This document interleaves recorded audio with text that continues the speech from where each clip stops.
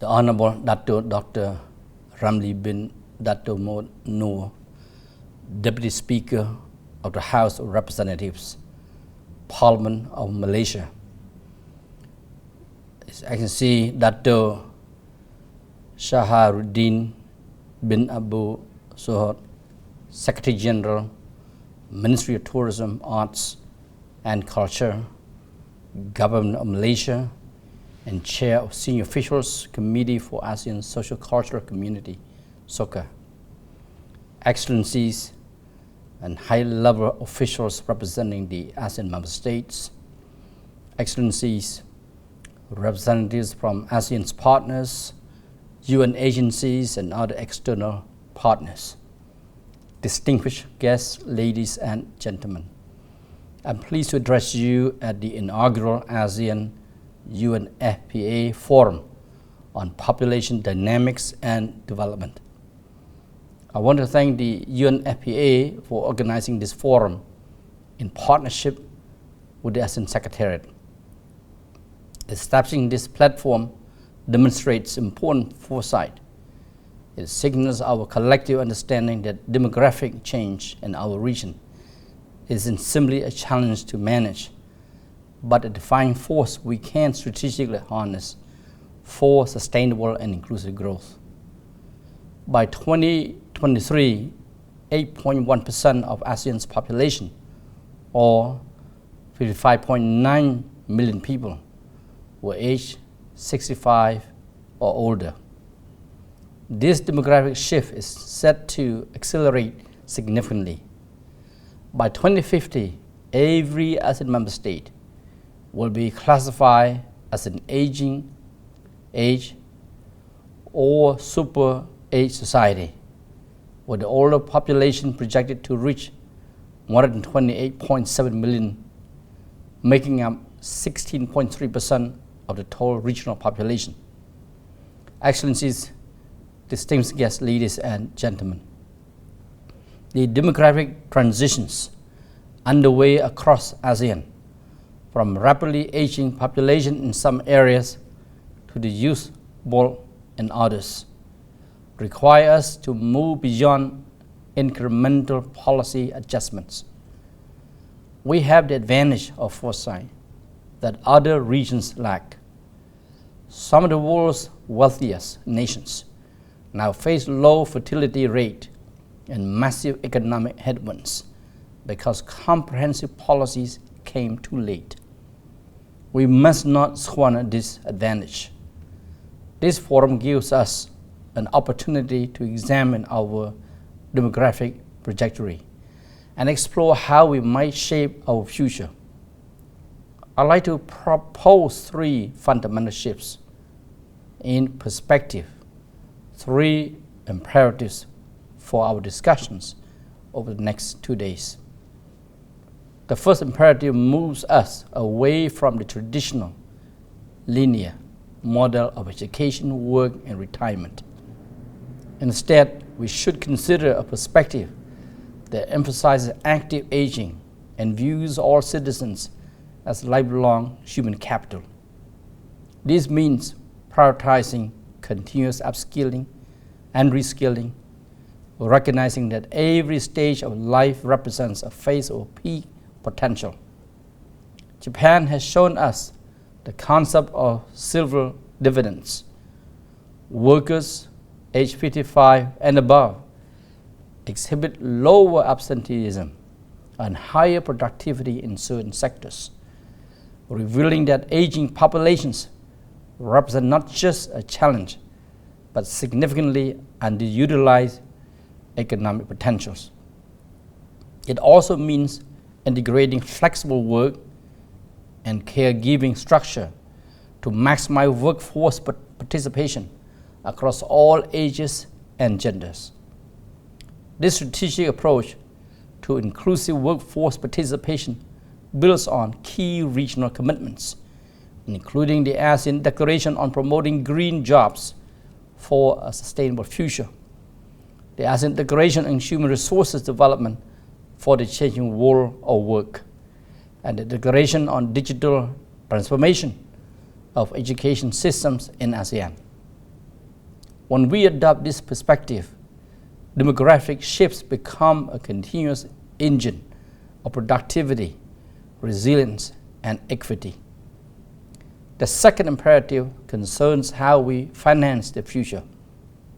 The investments required for elder care, active aging, digital infrastructure, and sustainable urbanization will exceed existing national capacities. We need to explore strategic methods for attracting high-impact blended financing from multilateral banks, sovereign wealth funds, and private sector partners at scale. Rather than relying solely on national budgets, we should prioritize creating a robust mechanism that pool resources and direct investment towards solutions for our shared demographic challenges.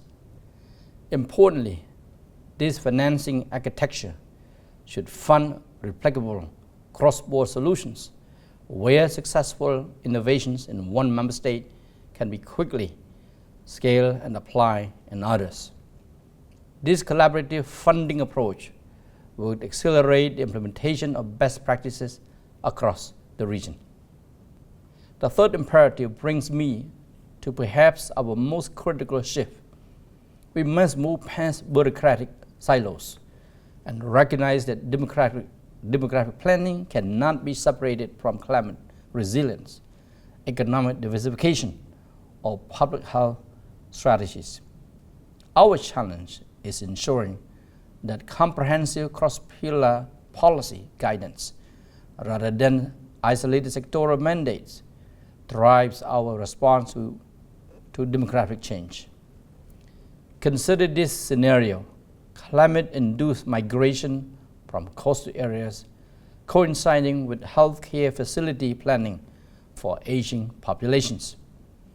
Without integrated planning, we risk building hospitals in places people are living and failing to provide care infrastructure where populations are moving. This is not hypothetical, it is the reality we must plan for.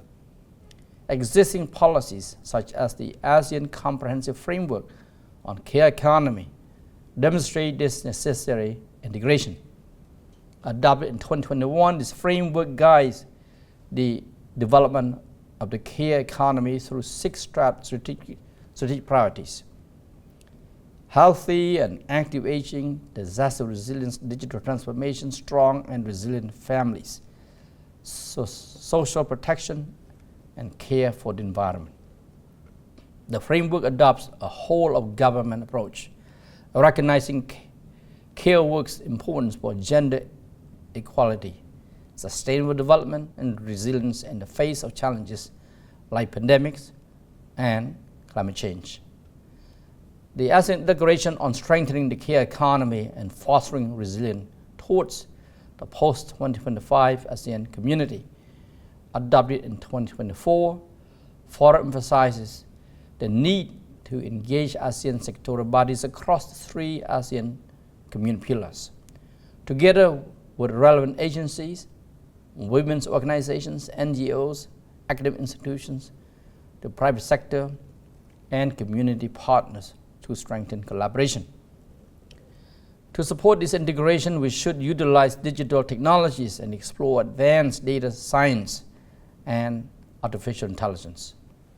These tools would allow us to model and predict the intersection of complex variables, population movements, aging healthcare needs, and future labor demands, ensuring that every major policy decision is tested against the region's dynamic demographic forecast. This approach would institutionalize foresight and cross-sectoral evidence-based planning. Excellencies, distinguished guests, ladies and gentlemen, let me paint a picture of what success looks like. Imagine ASEAN in 2045, a 70-year-old in Vientiane access the same digital health platform as a 70-year-old in Jakarta. A care worker trained in Manila is credentialed to work seamlessly across borders. Cities designed for all ages become magnets for talents and investment. This isn't merely aspirational.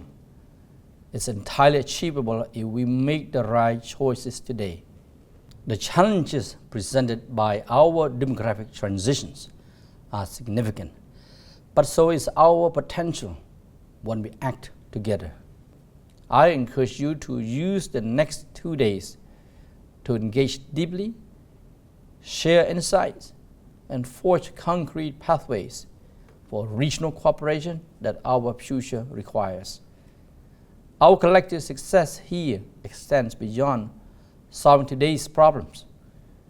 It's about ensuring that the ASEAN Community Vision 2045 is realized, a vision built on the sustained prosperity and resilience of every citizen at every stage of life. It's about demonstrating that ASEAN can be proactive rather than reactive, that we can build intergenerational solidarity as a source of regional strength, and that our diversity in demographic profiles is an asset we leverage rather than a liability we manage. Thank you.